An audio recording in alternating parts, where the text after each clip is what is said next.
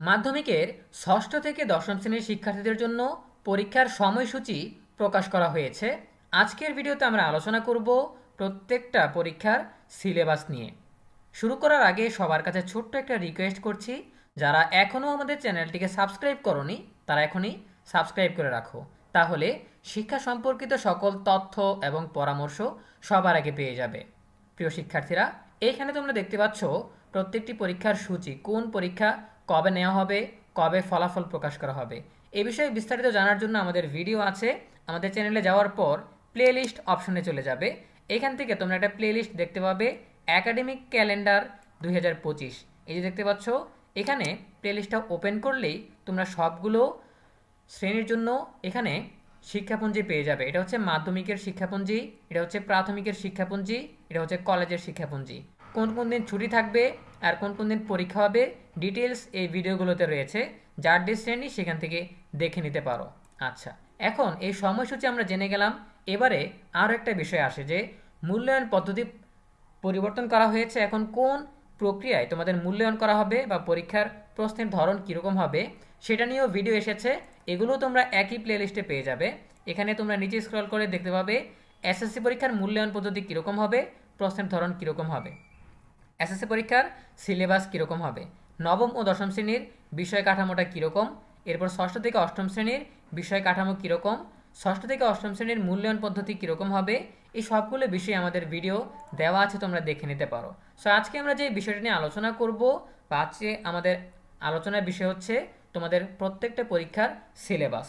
প্রথমেই আমরা আলোচনা করব ষষ্ঠ থেকে নবম শ্রেণীর শিক্ষার্থীদের জন্য অর্ধবার্ষিক পরীক্ষার সিলেবাস কোনটা আর বার্ষিক পরীক্ষার সিলেবাস কোনটা। পরবর্তীতে আমরা আলোচনা করব যে দশম শ্রেণীর শিক্ষার্থীদের প্রাক নির্বাচনী পরীক্ষার সিলেবাস কতটুকু আর নির্বাচনী পরীক্ষার সিলেবাস কতটুকু। তাহলে শুরু করা যাক। প্রথমে আমরা ষষ্ঠ থেকে নবম শ্রেণীর শিক্ষার্থীদের অর্ধবার্ষিক পরীক্ষার সিলেবাস কতটুকু সেটা নিয়ে আলোচনা করছি। তোমাদের যেই বই দেওয়া হয়েছে সেখানে পূর্ণ সিলেবাস অর্থাৎ সম্পূর্ণ বই পড়তে হবে।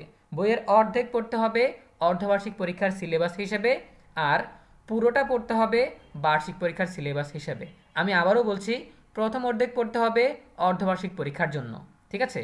আর বার্ষিক পরীক্ষার জন্য দ্বিতীয় অর্ধেক এবং অর্ধবার্ষিকের সিলেবাস পুরোটাই অর্থাৎ পুরো বই। তুমি অর্ধবার্ষিক পরীক্ষার আগে বইয়ের অর্ধেক, প্রত্যেকটা বইয়ের অর্ধেক পড়ে শেষ করবে। মনে করো 12টা অধ্যায় আছে, এর মধ্যে 6টা অধ্যায় অর্ধবার্ষিক পরীক্ষার জন্য। এই অর্ধবার্ষিক পরীক্ষার জন্য 6টা অধ্যায় শেষ করবে। এরপর অর্ধবার্ষিক পরীক্ষার পর তোমাদের বার্ষিকের আগ পর্যন্ত যে সময়টা থাকবে সেখানে বাকি 6টা অধ্যায় অর্থাৎ শেষের 6টা অধ্যায় পড়ে শেষ করবে। বার্ষিক পরীক্ষার প্রশ্ন হবে পুরো বই থেকে। তাহলে যে সময়টা পাচ্ছ পরের 6টা অধ্যায় পড়ার জন্য, সেটা শেষ করার পর আগের 6টা অধ্যায় রিভিশন দিয়ে দিবে, তাহলে বার্ষিক পরীক্ষার জন্য সম্পূর্ণ বই পড়া হয়ে যাবে, ঠিক আছে?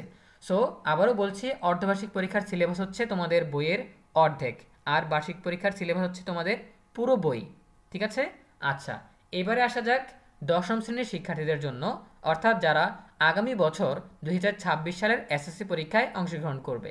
তোমাদের জন্য এনসিটিভি থেকে যেই সিলেবাস দেওয়া হয়েছে, সংক্ষিপ্ত সিলেবাস, সেই সংক্ষিপ্ত সিলেবাসের অর্ধেক পড়তে হবে প্রাক নির্বাচনী পরীক্ষার জন্য, আর তোমাদের সংক্ষিপ্ত সিলেবাসের বাকি অর্ধেক সহ পুরোটা পড়তে হবে নির্বাচনী পরীক্ষার জন্য। আমি আবারও বলছি, প্রাক নির্বাচনী বা প্রিটেস্ট পরীক্ষার জন্য তোমাদের যে সংক্ষিপ্ত সিলেবাস এর অর্ধেক শেষ করতে হবে, ঠিক আছে? আর বাকি অর্ধেক সহ পুরো সংক্ষিপ্ত সিলেবাসটা থেকেই নির্বাচনী পরীক্ষার প্রশ্ন আসবে।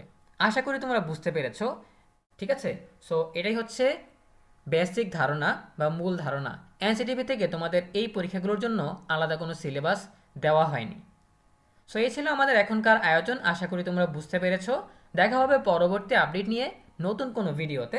সেই পর্যন্ত তোমরা সবাই ভালো থাকো, সুস্থ থাকো, নিরাপদে থাকো এবং সবসময় ইএনইউবির সাথেই থাকো। তোমাদের সকলের জন্য রইল অনেক অনেক শুভকামনা। ধন্যবাদ সবাইকে।